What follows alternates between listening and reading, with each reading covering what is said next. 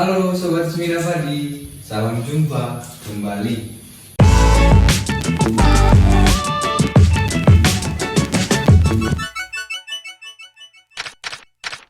Menunggu barangkali kegiatan yang hampir setiap kita pernah lakukan. Misalnya menunggu guru di kelas, menunggu atasan datang ke tempat kerja, menunggu pacar menjemput, menunggu giliran bayar di SPBU, menunggu ini, menunggu itu, dan banyak lagi kegiatan menunggu yang kerap kita lakukan dalam keseharian. Teman-teman Semina, barangkali ada banyak persepsi kita berkaitan dengan kata menunggu.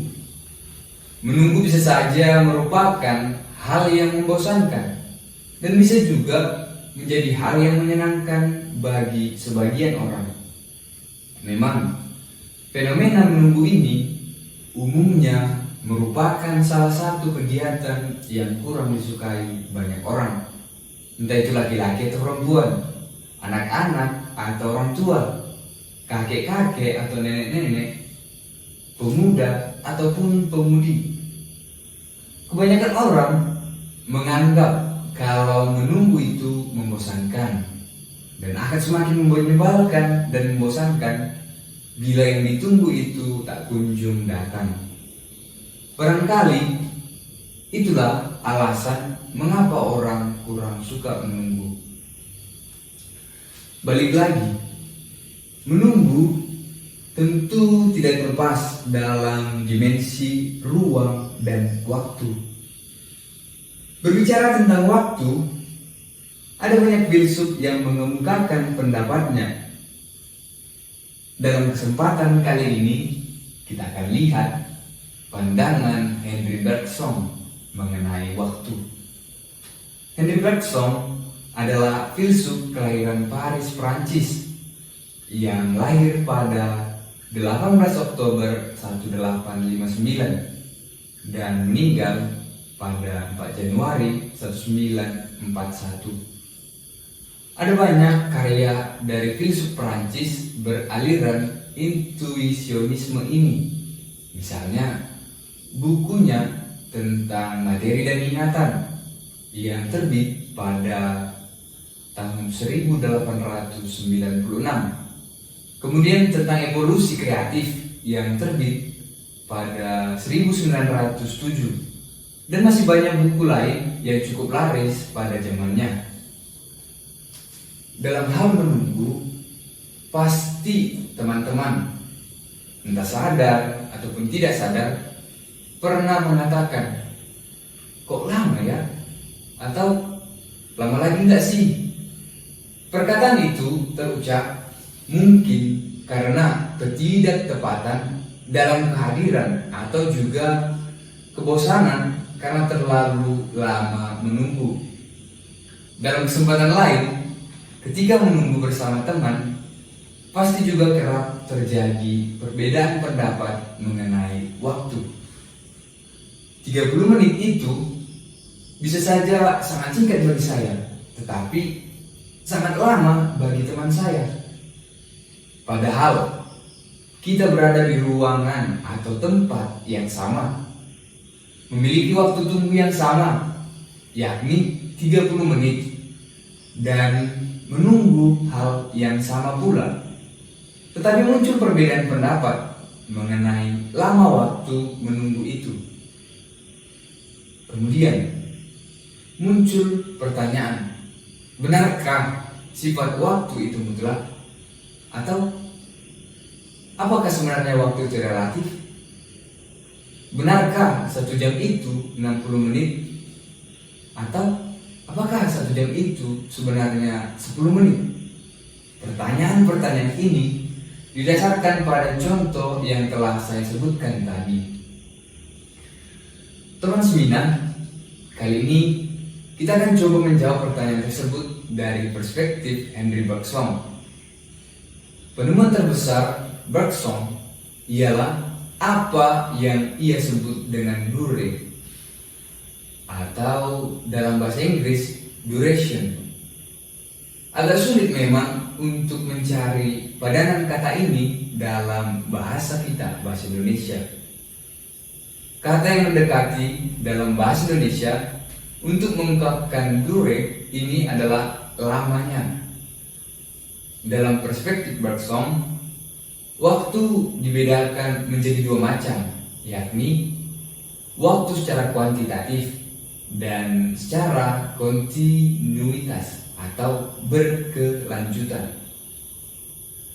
Dalam bahasa Prancis, waktu secara kuantitatif itu disebut temps dan waktu secara kontinuitas disebut dengan durée. Mungkin teman-teman bertanya, apa sih maksud waktu kuantitatif itu? Baik, saya akan jelaskan berdasarkan pemikiran Bergson. Secara sederhana, pengertian kuantitatif adalah jumlah atau kuantitas. Jadi menurut Bergson, waktu kuantitatif itu berarti waktu yang dapat diukur dan dibagi-bagi. Waktu inilah yang dipelajari oleh ilmu pengetahuan. Itulah waktu menurut aspek objektif fisik. Dalam bahasa Prancis, waktu ini disebut dengan temps. Nah, waktu yang kedua ialah secara kontinuitas atau dalam bahasa Prancis disebut dengan durée. Sebagaimana yang telah saya sebutkan tadi, durée ini berkaitan dengan lamanya. Inilah waktu yang kita alami secara langsung. Waktu ini adalah waktu menurut aspek subjektif psikologis. Pada hakikatnya, durée atau lamanya merupakan kontinuitas atau berkelanjutan dan tidak dapat dibagi-bagi seperti waktu yang kuantitatif tadi.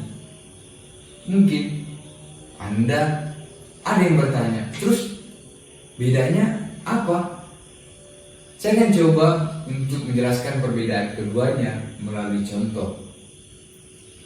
Sebelum itu, saya ingin mengajak teman-teman mengingat satu momen yang membahagiakan atau juga bisa momen yang menyedihkan dalam hidup.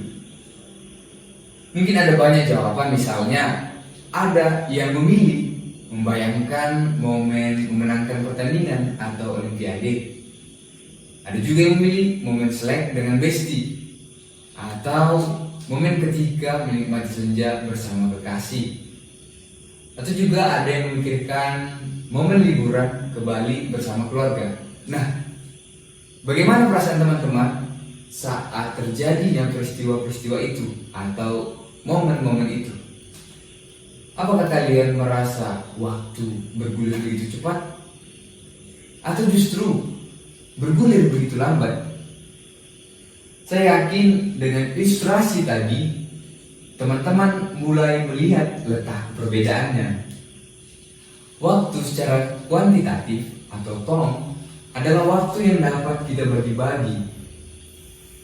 Waktu ini bersifat objektif fisik, artinya lamanya waktu itu tetap dimanapun dan kapanpun. Nah, contohnya ialah waktu-waktu sebagaimana kita mengerti biasanya. 30 detik, 60 detik, 1 menit, 25 menit, 1 jam, 6 jam, 13 jam, 24 jam, dan seterusnya. Itulah waktu kuantitatif. Waktu semacam ini juga biasa disebut dengan waktu matematis. Jadi, teman-teman, waktu itu mutlak dan tetap. Misalnya 30 menit bagi saya, juga 30 menit bagi Anda. 1 jam bagi saya, juga 1 jam bagi Anda. Sedangkan waktu secara kontinuitas adalah waktu yang tidak dapat dibagi-bagi. Waktu ini bersifat subjektif psikologis. Artinya, lamanya waktu itu bergantung pada subjeknya. Misalnya, lamanya 30 menit itu bagi saya belum tentu sebagaimana lamanya 30 menit bagi teman-teman. Atau juga lamanya 2 jam itu bagi saya berbeda dengan lamanya 2 jam bagi teman-teman. Ini bisa terjadi ketika melakukan sesuatu atau menikmati momen tertentu. Misalnya secara matematis atau kuantitatif, lamanya saya bersama dengan sahabat saya adalah 1 jam. Akan tetapi, secara kontinuitas, lamanya waktu yang 1 jam tadi hanya 10 menit bagi saya. Contoh lain, ketika belajar mata kuliah yang tidak kalian sukai, maka waktu yang secara matematis hanya 30 menit terasa seperti 3 jam. Mungkin pertanyaan selanjutnya, apa yang menyebabkan perbedaan itu? Jawaban singkatnya adalah subjek yang mengalami. Jawaban singkatnya adalah subjek yang mengalaminya berbeda. Akan tetapi, yang paling berpengaruh adalah penghayatan terhadap waktu yang matematis itu, atau juga penghayatan terhadap kegiatan yang kita lakukan. Bila dalam melakukan sesuatu, entah menunggu ataupun melakukan hal lain, penghayatan dalam melakukan sesuatu itu cukup menentukan lamanya waktu itu berputar. Dalam hal ini, durenya atau aspek subjektif psikologis, bukan aspek objektif fisis yang kita sebut dengan waktu matematis. Jika kalian senang, maka waktu terasa berputar cepat. Bila kalian tidak senang atau menggerutu atau kesal, maka waktu itu akan terasa lebih lama. Teman seminar, saya rasa sudah semakin jelas bagi kita perbedaannya.